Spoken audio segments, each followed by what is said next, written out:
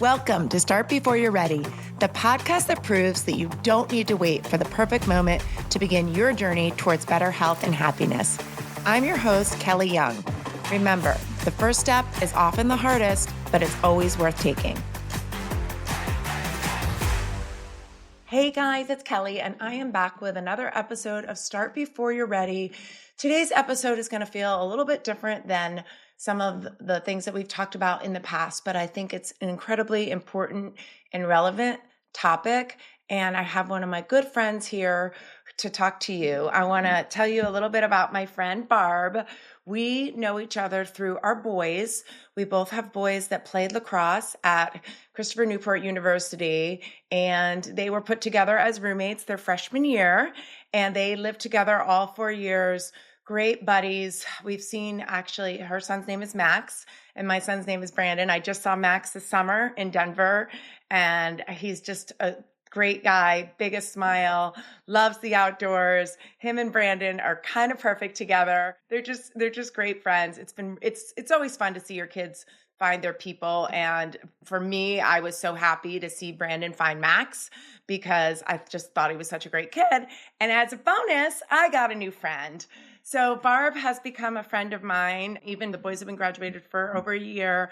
And she's someone that I just like to reach out to. She was kind of my mom. You have that mom that you kind of look for, like, what's Barb doing? We got to spend time together in different cities because we were traveling for lacrosse, and I really enjoyed that. She has 2 children, actually. Max is her youngest son, and she's got an older daughter, Meg.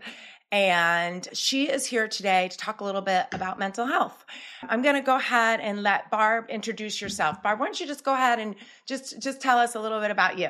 Well, I was married to a man named Ken Gladieux, and my story kind of starts when I moved. I live in Lynchburg, Virginia, when I moved here, and 3 weeks after I moved here in June 2009, Ken died by suicide. And the thing about Ken was he was a father, a husband, a brother, a musician. He was a doctor. He was a psychiatrist. He was very smart. He was very funny. But Ken suffered from mental illness, and I knew he was sick. And he killed himself, and so it changed my life. I decided to stay in Lynchburg. My kids were 6 and 8 when Ken died, and became a single woman and had to get them through. Anytime I talk about this, the hardest part is talking about my kids because it breaks my heart for them. But it was helpful for me to get involved after he died, and I brought my kids. I didn't know anyone in Lynchburg. I did know the funeral director, actually, and his wife. So life started in Lynchburg in that way. But we joined Kids Haven, which is a place for grieving children, and I met other widows. And I met other widows that's husbands had died by suicide. And I started going to the American Foundation for Suicide Prevention walks up in Fairfax, where I was from. There wasn't one in Lynchburg and other places. And I started talking about it and got on the committee in Lynchburg and was started Out of the Darkness Walk here in Lynchburg. And the advocacy and talking about it is an important part. And that's what I've found makes me heal. But I also feel like if you can talk about it and get the dialogue started with other people, most of the time they'll say, oh yeah, my aunt died by suicide, or oh yeah, my son has mental illness. It's been so hard. And people don't like to talk about it in public because of the stigma, or they don't want you to think they want to be friendly. And most of the time I think you'll find that everyone's family has people that have mental illness, and mental illness isn't extreme things. It could be small things like having OCD, which is a big thing, but like alcoholism, all those types of things. But as far as my story, my life changed drastically on that day, and I think that my husband thought that I would be better off without him. But I also know now that he was in a lot of pain, and it's hard to wrap your head around that. But if you understand the illness and you talk about it, and I think part of my advocacy now is I can't prevent it from happening. I can't prevent a suicide from happening, but I can try.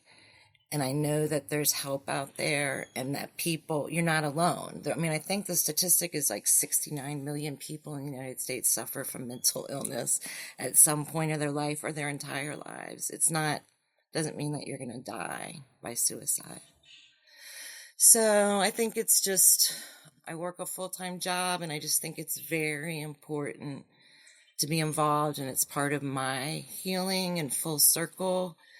And stopping the stigma, talking about it, if you're not familiar with these kinds of advocacy groups, those are the kinds of things you say. Like you say, committed suicide, I think it's more, not to say it's even like politically correct, but if committed is a word that's used for someone that has done something wrong, like committed murder.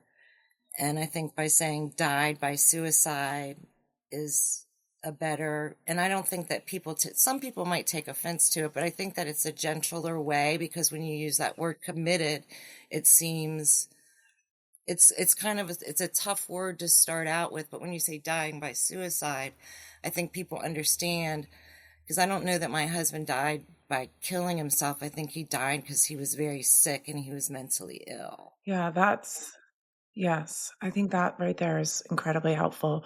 So Barb and I were talking before, and I told her usually when I get on the podcast, I start clapping my hands and jumping up and down before I'm about to interview someone. And I'm like, Barb, I have no idea like how to have this conversation. And I think that's the whole point, right? Nobody does. Nobody knows how to have a conversation around mental illness even. So Barb knows that in my family, I've experienced mental illness my whole life. My mother had severe bipolar disease, and I never understood it as a kid. And people would say things that weren't accurate, and it made it even more confusing. Your mother's sick was all I ever heard. Your mother's sick. Your mother's sick. Well, that to me didn't describe anything. So I would get mad. So there was things that could have been done differently. It was a very, very different time. I always, to be totally honest, shied away from the topic of mental health because I'm not comfortable. I'm not comfortable with it, or it's too personal, or it's too. But so Barb, what would you say for you? Because both of your kids are advocates. Both of your kids do incredible work in that space, and I know it's been a very long road, and there's not any path that you can say like this is what you would do. But was it something that your family talked about when they were so young, or was it something that you had to wait until they were older? So they knew about mental illness, but just at a basic level. And there's ways to talk to children during different age groups. But when he died, it was kind of a tragic situation. He attempted suicide in our home. We still had boxes. We had just moved in, and then I found him, and he was hospitalized. And he actually died in the hospital. So that was hard to explain to my children because they had seen him the day before in the hospital and he seemed fine. So it was tragic. I just told my kids the next day. I didn't tell them that day when I found out that he had died. And I needed like one night to get it together. And I just told my kids that he was sicker than we knew and he fell down. And that's not a lie. And then I started going to therapy, and I went to a child psychologist, and we did role play of how the kids were going to ask me and when they were going to ask me and how I was going to respond. And she said, it'll be in 2 or 3 months. You'll be driving in the car. As soon as it happens, you need to turn around, go home. So they said, how did Dad really die? So turned around. It was 2 months later, sat down and was able to explain it to them at their level. And I had practiced because I didn't want to fall to pieces. But then so they were 6 and 8. And so then when they were 10 and 12, and then when they were 14 and 16, and then when they were 21 and 22, they asked me again, tell me again, how did Dad die? What happened? Because you don't, no matter where it happens, people say, how did it happen? Like the method of the death. And you might tell them that, and that's not really the important part of it. But that's what people want. And as children, if you don't tell them the truth, they're going to make up things in their mind. And so if they know that the person shot themselves, they're going to, if you don't tell them all the details or as many details as they ask, they're going to make things up. And like the why, like we know why Granddaddy died, because he had an autopsy and it was a heart attack. But with suicide, we don't know why they made that choice. And that's similar to any kind of tragic death. I think a sudden death, if it's murder, a motorcycle accident, a car accident, I think that there's that why. And especially if you're a faith person, you know, like it's tough. Yeah. Yeah. What, Barb, when you, I know the work that you do now is really important to you to help support other people, but when you were a young mom, what kind of support did you need that you weren't able to get? After my husband died, or before? Yeah. Or either. You know, I lived about an hour and 15 minutes from my parents, and I relied on them a lot because I didn't know anyone in my community. But I think that doing a support group is very important. I think individual counseling is important. But if you're dealing with suicide, to be around other people that have similar feelings is to find a support group is helpful. And I think that as a young mom, asking on the other side before he died, when my husband was mentally ill, it was something that we lived in we lived in a rural part of the country in the Ozarks of Missouri, and he worked in public health, and it was a scholarship program. They paid for him to go to med school. He was older, and then in exchange, he had to work in an underserved area. And I belonged to a church, and I had friends through my kids' play groups and things like that, but I didn't tell my kids or my friends or anyone that my husband struggled with mental illness. So at that time, if I had had a friend, but it was hard for me to, I had a lot of friends, but it was one-sided because I knew I was moving back to Virginia. And so they told me a lot or shared a lot with me, but I wasn't close to anyone. But my close friends back in Virginia and family knew that it was hard. And so I think that when people are suffering with mental illness, when you go to parties and your husband doesn't go and you have to say, oh, well, and I think I had learned to say that he had anxiety, but I think that's more natural to say now for people because I think people understand that. And I think it's important. So if I said at a party, oh, sorry, Ken's not here, he has anxiety, someone else might hear that and then say, oh yeah, my husband has anxiety too, it's tough. Or I have anxiety, it's tough. But I dropped my glasses. Let me get them. I wanted to, I don't mean to dominate this, but I was looking at this thing from my group, and it was talking, there was a few like points, and I think that a couple of them are interesting, and I would love to share them. All right, one of them I think we kind of touched on is why don't people talk about depression and suicide? And I think it's the stigma, and they want to be accepted. And in the 60s, if someone had cancer, they would whisper it. I think there's a movie where they show women in a diner and they say, she has cancer. And it's to say he has depression or she has postpartum depression or whatever it is. I think a lot of people say, oh, he's crazy. Or like they said about your mother was, oh, your mom's sick. That doesn't explain a lot. So trying to understand the language and being able to talk about it is important, and to stop the stigma of mental illness, because it's not, I mean, it's not a death sentence. It's a disease we just live through. And sometimes you're good and sometimes you're not. And I mean, we always love the good times, and when it's a rough time, you have to be there too. And that goes with friends. Sometimes you have friends that are around a lot, and then all of a sudden they're not.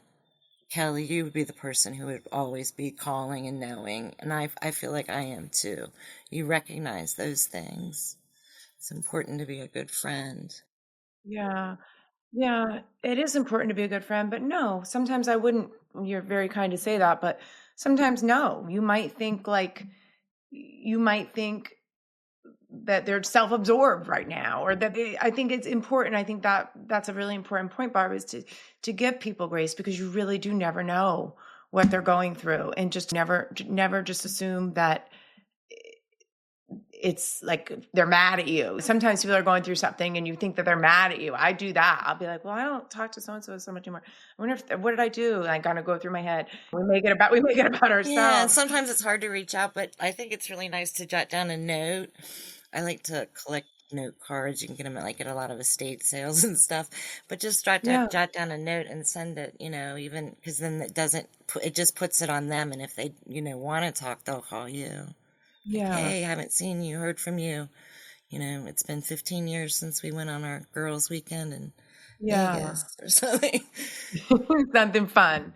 I love Well, I mean, that. it's also that since we've been raising kids, we haven't had time to really reach out to people as much. We're just trying to get through our own kids, and I think we're reaching the point, and our friends are too. I'm older than you, but the kids are out of the house now. It's time to rekindle these friendships. So give yourself grace. I actually really like this about you. It's been a long time for Ken, It's right? been Because let's see. 16 years. Yeah. So It was Max is, yeah. 16 years in June. So, So Max doesn't really remember his father. but he does things to remember him. He does things to remember him. Yeah, that's an important part. That's an important So, part of anyone dying, that you have to remember them and talk about them. Brandon has quite a few tie-dye shirts from, is that from the walk that they did at Christopher Newport? Probably, yeah. Do they say at the end, I think it says in loving memory of Ken Gladieux or something, Yep. and then it Yep. has Brandon Sunshine landed a bunch of Daydream. those. Yeah. So he did that with the whole CNU lacrosse team. Well, I shouldn't say the whole, but whoever wanted to participate The whole did, school. well, yeah, the whole school really. And Max talked. We Max spoke, actually yeah. spoke to his entire school. I think Yeah. that was pretty incredible that he was able, and it was beautiful. I shared it with many people actually. What he was able to say as such a young man was really amazing. I think one thing that I did when my kids were young was I became an advocate, and I made them go to these walks with me. And I didn't realize for them it would be embarrassing, or that they didn't want people to know that their dad was dead, or why would you be doing this? And Max kind of, after a couple of years, was like, I'm not going anymore. So when he was at CNU and did that, that was very special. And I mean, because he got to the age of like 8th grade or 9th grade, and I couldn't say, you have to do this walk. But when he was 9, I'm going out of town to Fairfax, get in the car, we're going to this walk, Yeah. Yeah. but I think that they felt like they had to find their own voice. It was my Yeah. story, and I found my voice, but for them to find their voice was a little harder, Yeah. and that's their Yeah. choice. I think that's such a good point, Barb, because we're seeing a lot of years later, and I'm not surprised. My kids would have been the same way. They wouldn't have wanted to go either. So I think that, Right, and it was during sports. We did our walks on Saturdays, and one year we yeah. got all the sports, like he wasn't coming, but all the sports were canceled on our first walk.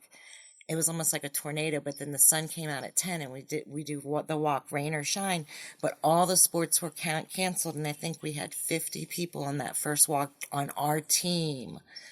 And I mean, I Wow. know we were the highest fundraisers, but a lot of them were Max's friends, because all of them didn't have lacrosse or soccer or whatever it was. Oh. And so all the parents sent them downtown to the walk, and it's in the wilderness, and they had a ball, Wow. and they will never forget. And I have pictures.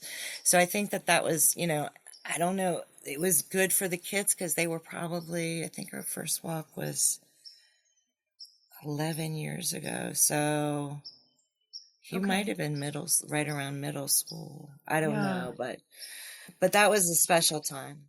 Tell us about like I know there's some you do two different ones. Well, no, so the Out of the Darkness Walk is sponsored by American Foundation for Suicide Prevention, which is a lobbyist group, and I was on the committee for that. And it's a group that does really a lot of research and lobbying about getting bills passed for mental illness and things like that. But I still do the walk, but I've stepped away because the money, and I think that everyone should do the walk, but the money doesn't go local. It goes to like trainings for like how to talk to people on suicide, like trainings in the community at schools about suicide awareness and mental health awareness and that kind of thing. So it does that, but in terms of like funds, and they raise a lot of money. I think Lynchburg might be the biggest one in the state. But so it's the thing about it is the walks are all the people there are there for the same reason, to support suicide prevention, mental health awareness. And most people have some connection that they've had a suicide loss. And so you're in a space that's really safe, and it's never a hard walk, and it's an opening ceremony and a closing ceremony. But it's also an opportunity to have like tables there. So it's an opportunity to learn about what outreach programs are in your community. I live in a small community. I know there's a walk at George Mason and in Fairfax in your area. I don't know if there's any out in like Chantilly or any out that way, but I'm sure in Loudoun County, I'm sure there are. They're growing.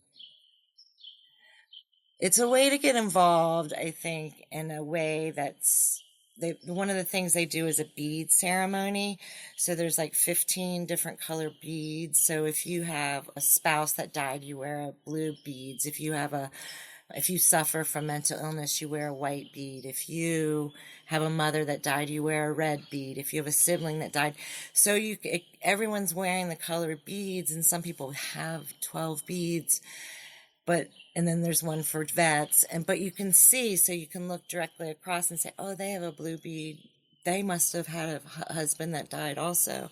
So it's you don't have to say anything. So it's, especially if the suicide is recent, it's a place where you can really know that you're not alone. We had up to 1,000 people at our walk this time in October, so that was pretty incredible. It is incredible. And yeah, I have people we have several people in our community that have done walks here. I even had a couple of my students walk in Boston. I think it was like a 3-day into the darkness walk or several days. Oh yeah, it's a 24 Or hour. 24 hours. It's Okay. the actual out of the darkness. So it's 24 hours and it's nice because it ends as the day breaks. So you're Mm, coming out of the darkness. mm, I always wanted to do it. They did it. They always do it in cool cities. It was in San Francisco one year, but it's a big commitment, you know? yeah.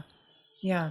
Well, you're doing a lot. And I think that we talked a little bit about what you're doing right now, which is a weekly support group. Do you want to talk a little bit about that? After my husband died, I found a suicide support group here. And I went, and actually I got kicked out because it was too soon in the loss process, and I just couldn't even keep it together. And then I got to go back, and the woman that did it, a woman that did its name was Vicky Sandiford, and she has since passed away. So the group stopped, and she didn't die by suicide or anything like that, but when she was sick, I went and visited her and collected her materials, and she had like her PhD in she was a counselor and worked for United Way. She was very well known in our community. So I got all her materials and talked to her about her plans and how she started the group and everything like that. And so I was like, I really need to start another one of these groups because it's a suicide support group, not for people that have attempted suicide or want to die by suicide, or it's for people who have had someone that died by suicide. And it's a real particular loss, grief is hard, but when it is compounded by the loss of suicide, it's difficult. So I ran into this woman at Belk. I was wearing like an Out of the Darkness shirt, and she asked me about myself, and she said, well, I want to start this group. And I said, so do I. And then during COVID, she was I don't know what she did, but she's very organized, more organized than I am. So she created this course and did all this research. And I mean, like, a couple years after her son died by suicide. And I had the experience because I was a facilitator, and I've been to symposiums for children's grief. I do Kids Haven for children's grief where I used to participate. So I had the experience of that. So we came together and started Living On Incorporated, which is a nonprofit in Lynchburg, in person. And we meet for 8 weeks straight. It's a closed group. You can't just drop by, unlike AA or other groups like that. You can just drop by. It's a very specific 8-week course, and I have the book here. I was looking at some of the things from it. We have made a book for participants, but it's a really special small groups, 5 to 7 people. We've trained facilitators, and we just people coming together for 2 hours once a week, 8 weeks straight. And the first 4 weeks is all about that person that died, and we get to know them. And in a group, it's special because you're telling your story. It's hard, and telling things you've never told anyone, but you're also hearing their story. So you're relieving a lot of your angst and grief that you hold tense, but you're also then start taking on. So you become really close to the other participants. And it's special. It's very special, and it's been very successful. So it's real important part of my life, but it's hard because if I do a 8-week group, then I'm a facilitator for Wednesday. I tell everyone the group have a soft day at work, take Wednesday off, be prepared that it's going to be hard because it's physically and emotionally. You get to know these people, but the second 4 weeks after we get to know everything about their person, it's a kind of a buildup of living on. How are you going to live on? And we work on ways to cope with the grief and the learning things about yourself. And I was going to show you something that I think is interesting about suicide that I think will be helpful in any kind of grief. But it's a puzzle we do. And at the beginning of our group, we talk about why did the person die, and everyone's like, they'll tell their story, and I'm like, he had a great life, or I had no idea, I don't know why he did it, or he seemed like he was thriving in college. But by the end, we do this puzzle about asking why, and it comes down to like mental illness is the reason why, alcoholism is the reason why, alienation from the family is the reason why, and they're all like common denominators of what mental illness is. And it's really a discovery for me to hear at the beginning them saying, I don't know why she died. Everything about her life was perfect. She never had a problem and whatever. But then by the end, and she was an alcoholic, and she was alienated from all her kids. And so it's like the realization of being truthful of what are these reasons. But really the centerpiece of the puzzle, which I was trying to find, is a green part. And it's that we'll never know why. And that's a part that is hard to let go of. And so that's something we work on. And you go through so much because you feel like, oh, I'm through this and I'm over this. And then you go back to those same questions of why. But to be able to talk about it is really helpful. The comment that you made about just the word committed, I think is really powerful. Are there other things? I know you're looking for the puzzle, but are there other things that you think that we should avoid saying, even with the best intentions? Because I really think people are. Oh, I think that for me personally, it doesn't bother nothing anyone says, but I just think in a regular conversation, like, oh, I was so mad at Johnny, I could have hung him, or I would just shoot myself if I were her. I mean, like, really? I mean, that's not even. I mean, that's the kind of we always said in the 80s, in the 80s, Yeah. But it's just like you don't know who's around you, and like for you, like I was gonna say, I thought it was really unbelievable when you shared your story about your mother to me. I just couldn't, I just could never have fathomed growing up in a lifestyle or a situation like that. But then I felt so honored that you were open enough to share that with me, because it just, and I don't think it changed the way I thought about you, but it gave a lot of depth, because I think of how I know you as just the basic couple years, but then the depth of your whole life is an important part of a friendship. So I thought it was really nice that you shared that. But I mean, in terms of like kids, think about when you were a kid and someone said something that was made you feel confused, or if you were feeling like you wanted to kill yourself and someone was being mean and said, "Oh, why don't you go hang yourself?" I mean, that's not a very good idea. You don't know who hears you around you. I mean, it doesn't seem rational to us. Like, if you have financial problems, there's ways to get out of it. But when you're struggling, I think that is like, we're not here to, there's no rationalizing it. There's no trying to figure it out.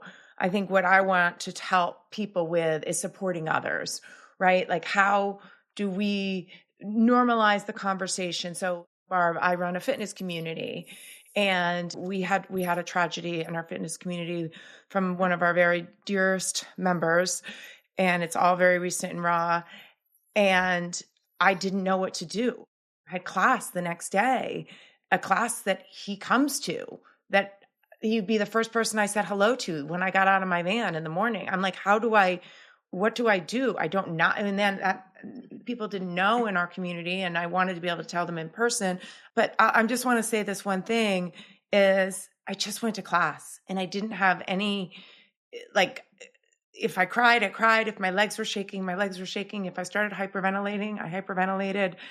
Nobody cared. Everyone was just there. Other people were crying. Nobody said anything right. Nobody knew what to say, but we just went there and we were just there, and it helped. And that's like, it was a very important lesson for me, because I didn't know what to do. And then the next day I had a class, and we had, at that point, everybody knew. And I just said, we want to honor him, which maybe felt inappropriate. Like, who am I to honor this man that's got a wife and kids and brothers and sister and parents? Like, I'm nobody. Like, but I didn't know what to do. So, and then I even started class, and one of my students got there early, and I was like, I have no idea, like, what we're like. I was just like, again, it just happened. Like, we ended up all just standing in a circle, and I passed my microphone around, and everybody said something about this man that stood out to them. Like, what was their memory? And every single memory that was shared was something that he had done to try to bring joy to other people, to try to make other people happy, to notice something that someone else was struggling with, to say like, hey, let me help you with that. Or, you're not getting your MEPS this month, I'll come run with you. Like, every single thing, that was the common denominator. And it really, like, it, it was part of the healing process, I guess, as close that we could do that, like, at that time, but it felt really good. So I'm just sharing that, because I learned through it all, and that I could have canceled class, right? Maybe that was the right thing to do. I didn't know. I'm like, I don't know what the right thing to do is. no, everyone, yeah, I don't think so. It's hard to know. And I mean, at this point, I guess with your gym, you can always in your mind, right, or in your handbook have a precedent. Like, what do we do? Is it we send a card? Is it and that's what I say to groups. If something happens in your workplace or whatever, you need to have something already written, that this is, because you don't want to like give someone flowers and then the next person who dies, you just send a card. But like, to always, like, let's always, we will never miss a class, from just because that you have a precedent. And I think that regardless of the nature of the death, that we need to acknowledge it. And not being together, I don't think is the right answer. You might not work out as hard, or you might work out harder, but just showing up, I think, is an important part that you can't stop. I mean, that's my thought, is to send a card and some people can't show up because they're grieving or can't get out of bed or whatever. But I think as a population, I think showing up for them and remembering them and being together is helpful. Yeah. Yeah, I think so too. And everybody's different, and it's whatever anybody does is okay. That's kind of where Yeah, and I you and I don't like silence, you know. We like to talk. If no one's talking, we talk, but that's something, you know, to be able to listen. I think you're a good listener too. And I think that it's like and that goes with people that are struggling, is like sometimes to just listen to someone, for as a parent or a mom or a human being, we want to fix things. And if someone tells you they don't feel good, you know, you're like, okay, well, you want Tylenol? Do you like, you want to make it better? But sometimes with mental stuff, you can't make it better. You just have to be there for them. Listen. yeah. Yeah. Yeah. Barb, I'd love if you would just share if about Meg, about what her I actually don't even know what she's doing right now, but when I was writing a book, her daughter was part of a book that was amazing. Actually, it was a very, very heavy book. I read it from front to cover, but it took me a very long time. I think it's called Profiles of. Can you talk a little bit? My daughter's a really good writer, and she got an opportunity when she was in, I think, undergrad, to start working for an author named Stephen Freed, who's a well-published author, and he writes a lot about mental health issues, but he also writes biographies about famous people in history. And she became his personal assistant, so she had a lot to do with that book, and she interviewed hundreds of people to get this book down to just, I think, 12 chapters, 12 people. And they were all like kind of semi-famous people that had mental health issues. And the co-author is Patrick Kennedy, who was the son of, I think, Robert Kennedy, the youngest son maybe, but he was a congressman too. But anyway, so it was real good for her. And it was interesting to me because she never told her, the author she worked for knew that her dad died by suicide, but she never told Patrick Kennedy because she thought it would make a difference in how she was treated. And I just was floored by that. But she's been a huge advocate and a writer and a speaker about mental health issues. And she's a really good speaker and a very, very good writer. But now Kelly, she's in Charlottesville. She left Philly. So I'm so happy. She's only like an hour and 15 minutes from me. And she's getting her second master's, but in what she wants to do. She wants to be a school counselor. So she doesn't want to do Oh, like college yay. admission stuff. She wants to be like, and I just found out her funding got canceled, but the state was paying for her to go, and then she would have to work in an underserved area for a certain number of years. And, you know, like an inner city school or a very rural school in Virginia.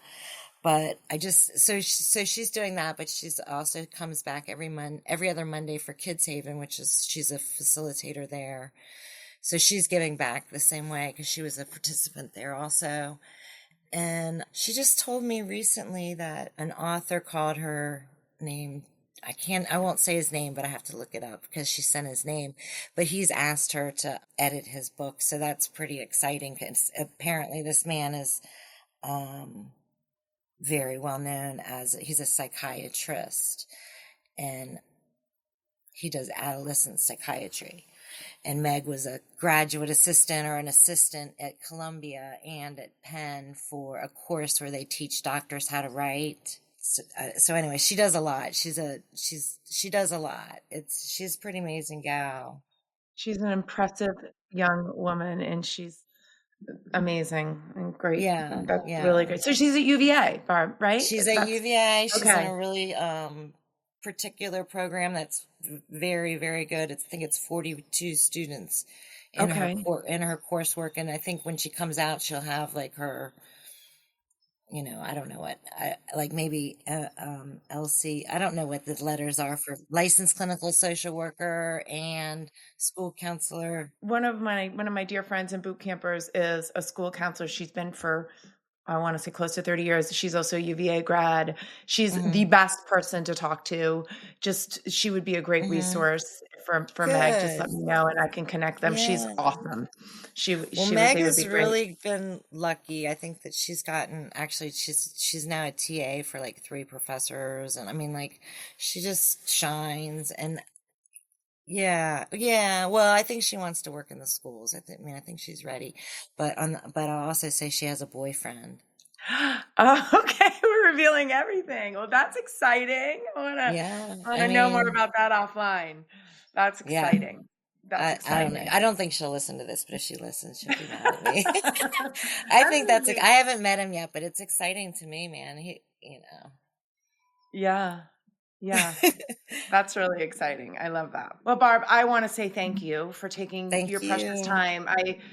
My friend Meg had shared with me. She's like, Kelly, I really think that you should have someone on the podcast to talk about mental health. And you were the first person that came to mind. And then I know you are doing a lot of work and you're busy. And I kind of like got nervous. I didn't want to ask you. It's so Oh, personal I'll for always you, do but I'm it. so glad that I did. And I think that's really the message that I want to leave people with today. Have the conversation, show up, say something. Don't worry. Listen to what Barb said. She has a husband that died by suicide, and there's nothing that someone can say to her that offends her.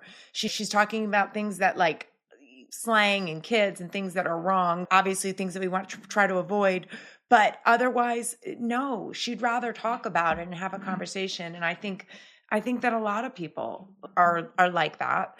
Any parting words, Barb, that you've learned from all your experience in helping others? Well, if you have your friend from your group, if anyone ever wants to reach out to me, at least I won't be I'm not a counselor or a doctor, but I can always steer you in the right way and, help you, but it's hard. But I think that just the biggest thing and the biggest message is you're not alone. And you have to figure out who are your people and ask for help. And other people are struggling, and there are doctors, there are psychiatrists, there are medicines. Exercise is the best medicine. Sunshine, there is help. Yep. You're not alone. That's so good. Thank you so much, Barbara. I really enjoyed talking to you. And I know, I I can't wait to see you I know again I want to give you a big hug very someday. soon. Thank you for tuning in to another episode of Start Before You're Ready. If you enjoyed this episode, please subscribe, leave a review, and share with a friend who might need a little motivation. Ready to start your own journey? Check out our workouts and nutrition coaching programs at kellysbootcamp.net.